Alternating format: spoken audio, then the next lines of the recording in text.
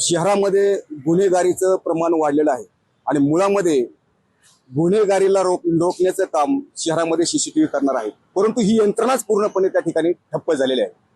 शहराच्या करदात्यांच्या पैशावर महानगरपालिकेने मारलेला हा एक प्रकारचा दरोडा आहे। जर आपल्याला गुन्हेगारी शहरामध्ये कमी करायची असेल तर सीसीटीव्ही यंत्रणा पूर्णपणे चालू करणं फार गरजेचं आहे। त्याचबरोबर शहरामध्ये अपघातांचं प्रमाण वाढलेलं आहे।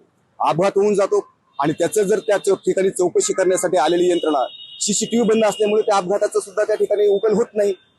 म्हणून महानगरपालिकेच्या प्रशासनानं त्या ठिकाणी गांभीर्यानं लक्ष घालून शहरातील संपूर्ण सीसीटीव्ही यंत्रणा चालू करणं अत्यंत गरजेचं आहे असं मला वाटतं। पिंपरी चिंचवड महानगरपालिकाच गुन्हेगारांना पाठीशी घालतय की काय, असा सवाल आता पिंपरी चिंचवड मधील जनता उपस्थित करतीये। तुषार जरेकर, पुढारी न्यूज, पिंपरी चिंचवड।